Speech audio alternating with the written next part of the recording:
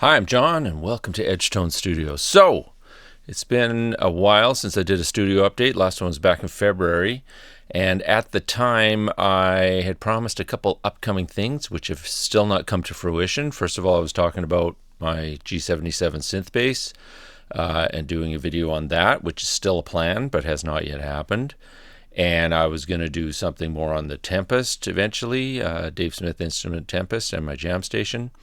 And I was really planning on starting some new music creation, composition, whether that was Waveform Mountain songs or whether that was just some original music of my own. I wasn't quite sure what I was doing.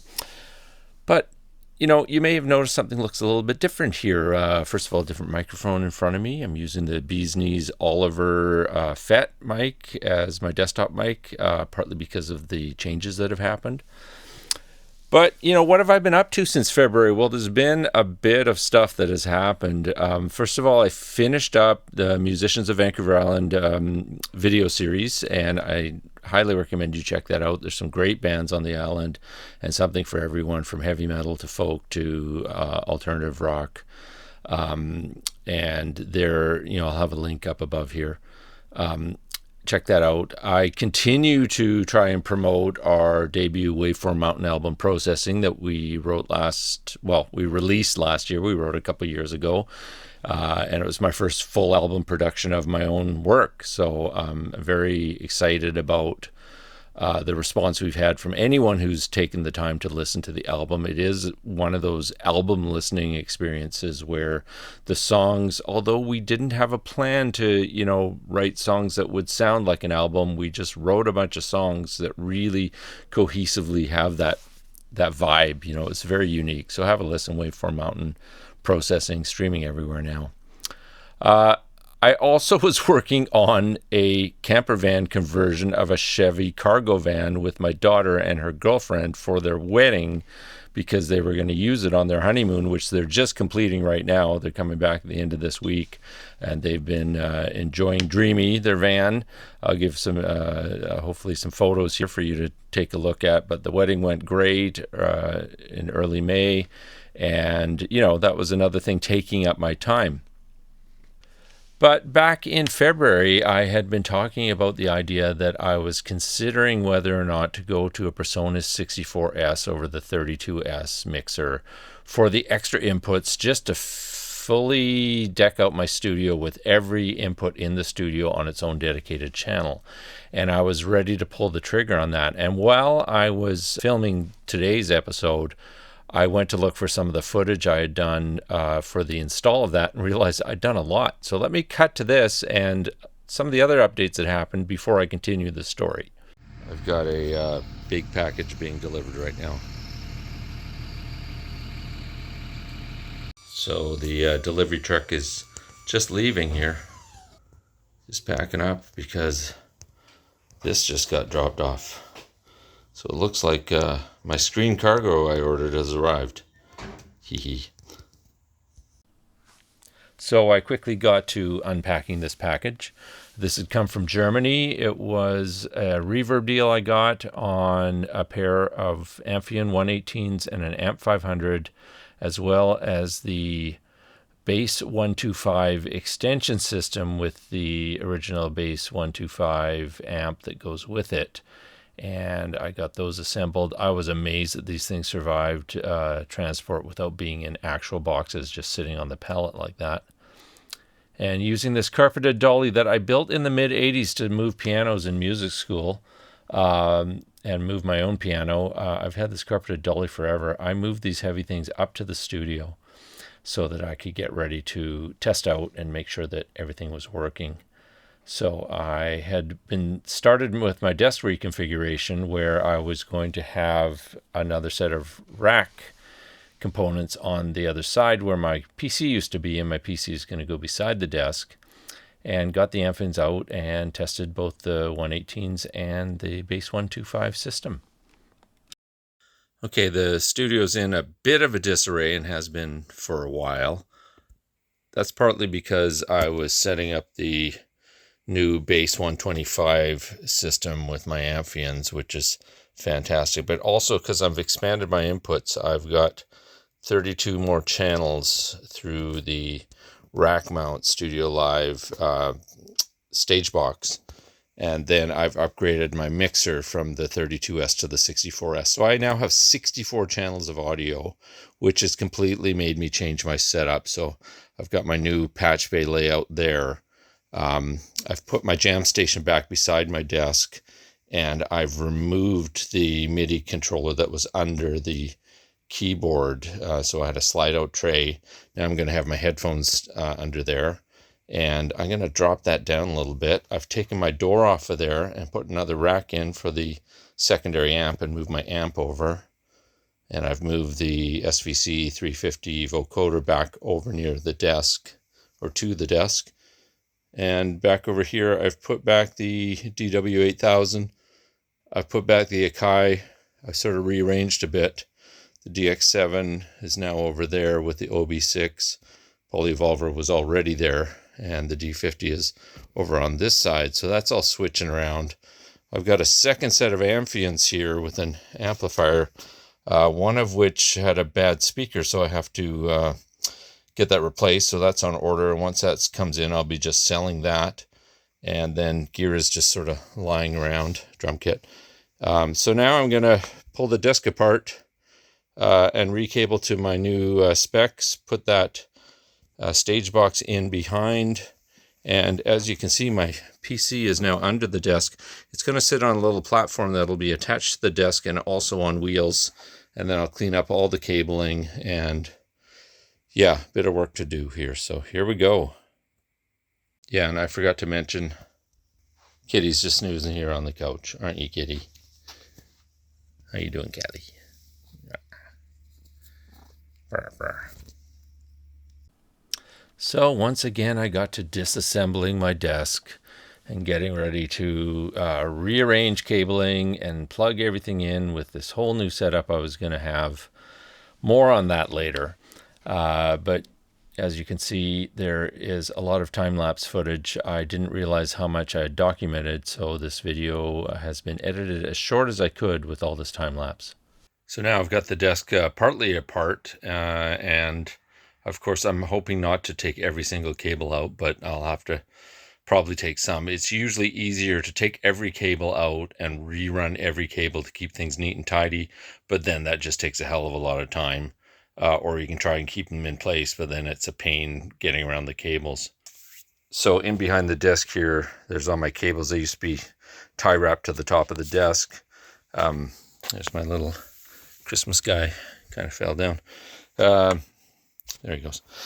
So one plan is to get rid of this extension cord I have sitting on the floor. I put that there because the mix cubes couldn't reach the power for the amp originally. I'm going to have new power on there. These are the old stands I made for the Amphions that held them, and now we're going to hold the mix cubes, but I want the mix cubes higher. So my plan is to lower those feet so they can slide under, and then I can get this in nice and tight up against the Amphion base, and then extend the top of the stand with a little box, probably a square box, maybe a different color for a little pop, and put the mix cubes on there. So that's part of it. And then I'm going to build this little stand here for the computer to sit on. It's going to sit right there. So all of that has to be done before I can recable. The last thing is that my rack here is going to go in behind and mount up on the back here. So there's a bit of cleanup there. Lots to do. But I took this panel off, and this is the equipment side of the desk, and this is where the patch bay that I use are, and I keep that 2U space. That's something I learned after reaching in and doing this desk a number of times, is keep space above your patch bay to get at your cables. If I'd had a better design when I was making this desk, then I would have built this side with an access panel so that you could also get at cables from the side, because it's a pain getting deep into the lower part of the desk with only access from the back. But yeah, look at how much dust is built up. That's probably a year and a bit, since it's maybe just about a year. So onward with more disconnecting of cables and trying to be careful not to disconnect things I didn't want disconnected as I got working on reconfiguring everything. Okay, so here's the mods I've done on the speaker stands I made. So these are the original stands, and they just, have feet on the bottom. And those feet would not slide in between the feet of the other box, which is the actual speakers, because the box itself would hit those feet. So what I've done is basically just put a piece of plywood between the feet, and I made it short enough that these can fit in between the feet of the other speaker, and it should line up. So let's try that now. Okay, so here's what I'm talking about. There's the feet down there. I'm going to shot in between. And I should be able to slide this in now. So those just go slightly under. And then when I'm done, so here's a view from the other side. Now the two speaker stands, or the speaker and the stand for the mix cubes, sit beside each other. And that's not actually touching the other box at all. It's just sort of tucked in beside. It'll be reasonably flush. Now I'm just building a little cube to sit on top. I'm going to make it a splash of color, and then the mixed cube will sit right beside my Amphion 218 and be in a nice position. And I did the other speaker stand and got it tested, and then I started modding my desk, bringing the shelf a little bit lower, testing out that it was going to be about the right height, and then began working on the computer shelf.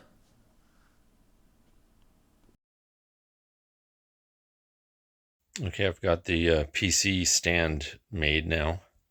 So basically it's just a platform beside this side of the desk, and then if I'm rolling the desk around, the PC moves with it, and that way I don't run into a situation where I'm trying to move the desk out and the PC cables are getting hung up. So hopefully that's going to work out well. Might be a bit tight to get up my USB on top of the PC, but I'll deal with that. Well, it's day 2 of my most recent madness, and I've gotten some done. And this is the disarray at the end of the afternoon.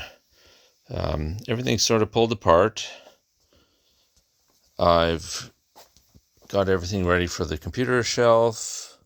I've now put wood filler into the sides of the cabinet where I've literally changed my design 3 times, and there's holes everywhere.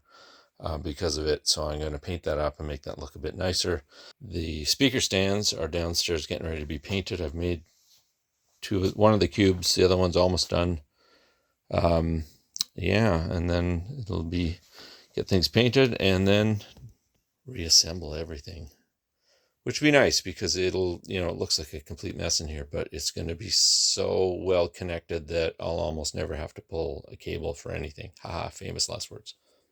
So now I'm halfway through painting my little blue extender boxes for the speaker stands. They're turning out pretty nice. Just little cubes at the front, but length of the stand. Still got to paint the bottom and do a second coat, so coming along. Okay, so ever since I built these speaker stands, I originally spray painted them black, which of course left the wood look, didn't gloss them up very much, so now they've got a semi-gloss paint on them that we had kicking around from our front door, so they look a lot darker. I think they're going to look a little bit better, and I got my little blue boxes to go on top, so that should be cool.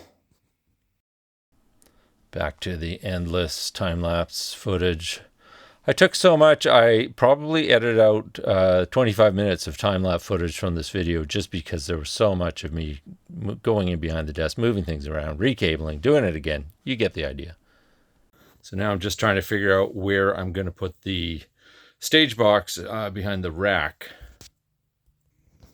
So I've just sat it up there for now because it could fit there, or I could put it a bit lower. The issue is, what do I cover up? If it's up here, my cables can reach.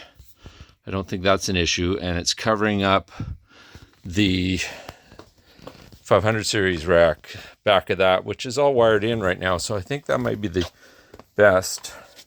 Otherwise I could put it a bit lower down, stick it in about this height, and see how that might work.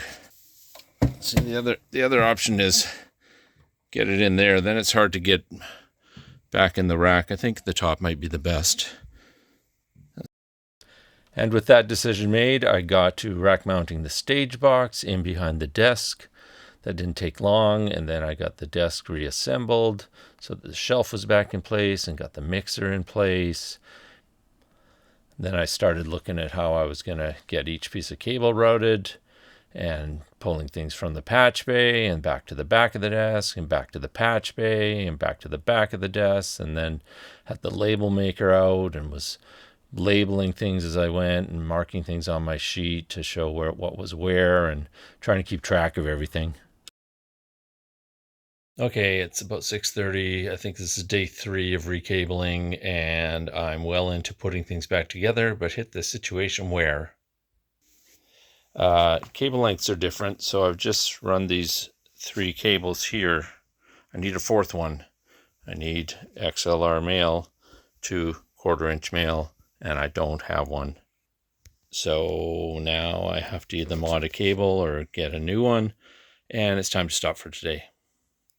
But this is how it's looking. I mean, I've got some of the cabling into here, getting into there. I'm just about to run the studio lines. I guess I could do those before I stop. Still have 2 patch bays at the front, and they're getting all wired in, but it was just that other side. This is going to be actually 15 and 16 input for mic, and unfortunately, I don't have a cable for 16, so I guess that's that. And back to much edited patching of cables and making labels. And then the following day, I found myself back to soldering because I'd changed around which things were going in XLR and which things were going in 1/4 inch, and I had to re-solder the ends of the cables runs that are coming out of the wall from the tracking room. And that was a good chunk of the morning, and then back to patching everything in now. I'm getting close to the end, and it's starting to look like my old studio again with the new improvements. I'm just at the part where I'm going to put everything back together.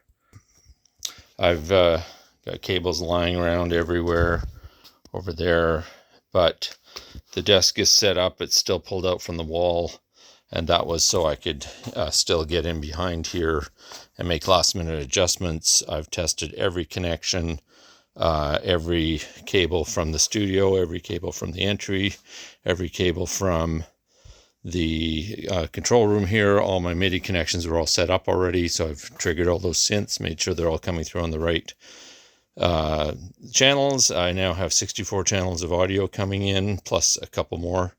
And I've now got the bass extensions on the bottom, and I've now got my new stands with these little blue cubes to lift my mix cubes up a little bit. So just a bit of labeling to go, and I'll be all done. And just like that, I was at the end of my reconfig and had everything in place for 64 channels of audio into the board. And then what happened? Well, I got everything configured. I got everything ready. I was all ready to go. And then one Friday evening in Victoria with my wife, getting ready to go to a party. We were out at Glow Restaurant down on the waterfront. It was a beautiful day. And I made the fateful comment that I miss Victoria. I miss living there. And Tracy suggested, hey, I've been thinking maybe we should move back. And I was like blown away. And if you've been watching my channel, you've seen that we've posted that we're putting our house on the market and we're planning to move back to Victoria. So this studio will no longer be my studio probably before the end of the year, probably in several months, because we are days away from having the house listed on MLS, which is the Canadian real estate multiple listing service, realtor.ca, if you want to look for in Duncan, starting Monday, June, whatever it is. It's the 12th today, so I guess that's the 15th, 16th, whatever, on Monday. I think the listing will go live and our house will be up for sale, but more importantly, my studio will be up for sale. I built this studio. The studio is fantastic. I was going to swear, but I chose not to because of YouTube and having to claim my AdSense comments that I'm not swearing in my videos. I think you can swear a bit. I don't think they care that much.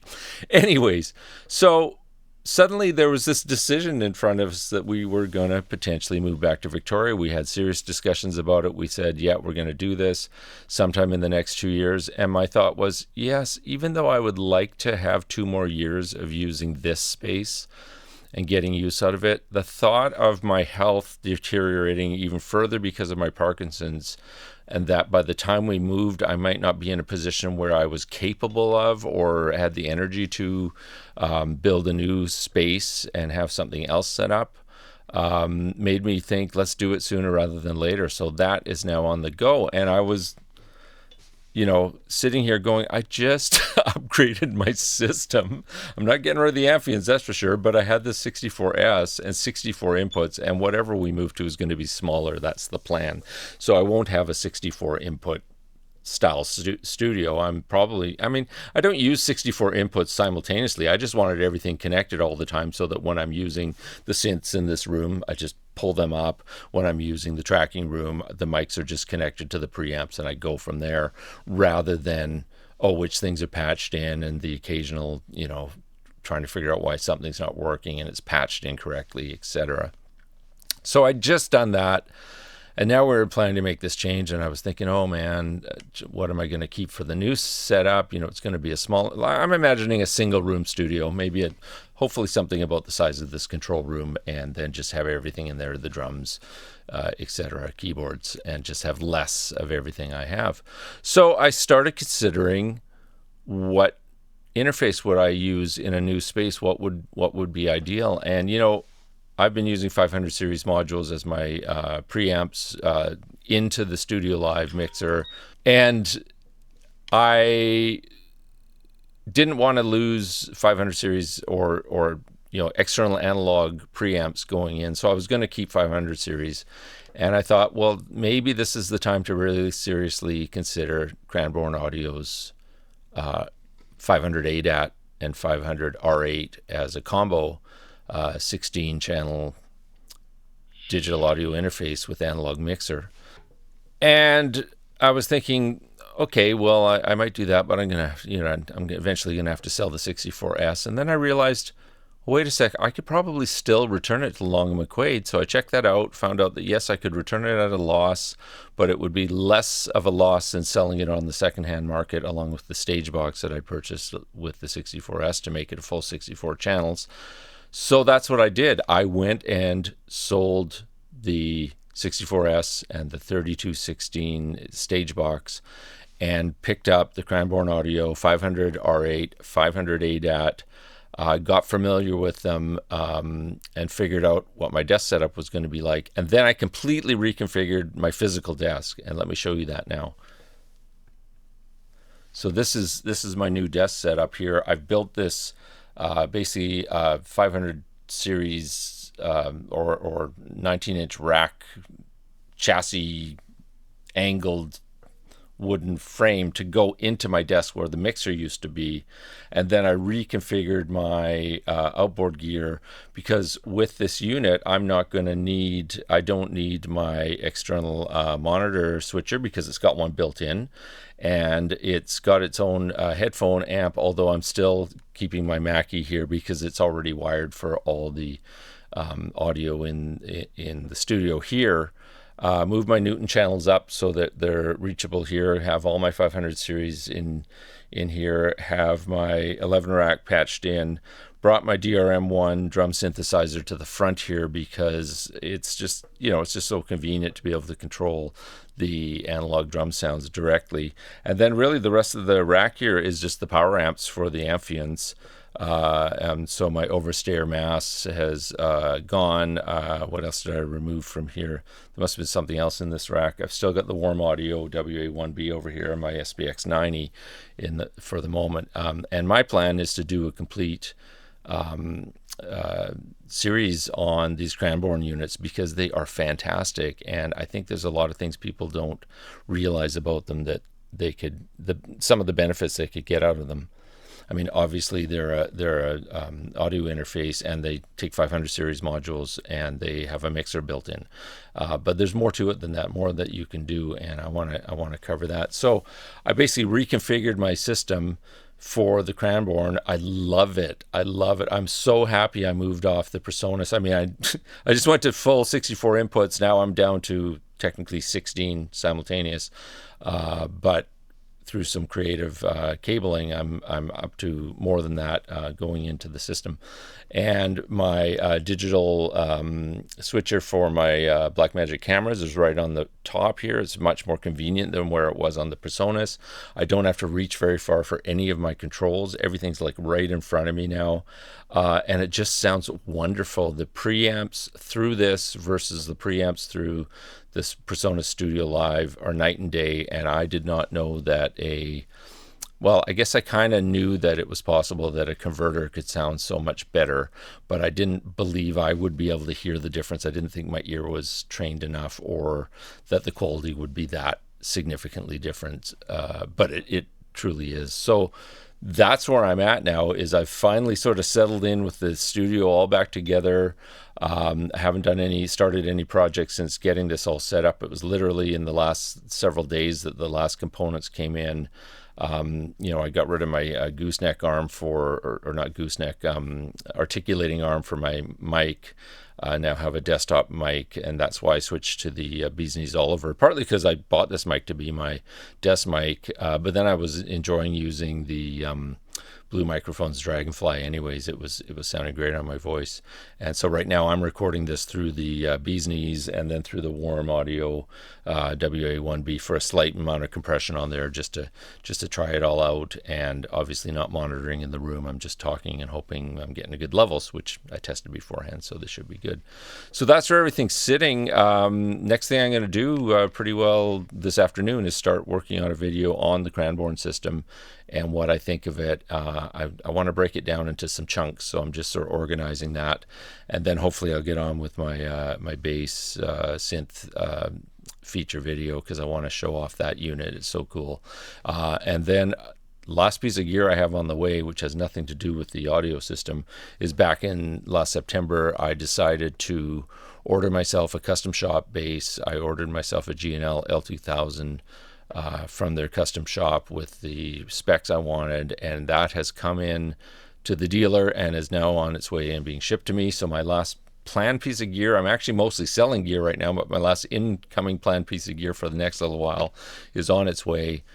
And that's kind of my early June. I'm hoping to get going on some creative stuff, some more YouTube content, but start writing again now. And soon we'll be house hunting like crazy, because I'm sure our house will sell in no time. Keep an eye out if you're interested in living on Vancouver Island and buying a house with a beautiful studio in it, being all set up. You need over $1 million, because that's what real estate around here costs. So we will talk to you soon. Thanks for watching, and see you next time.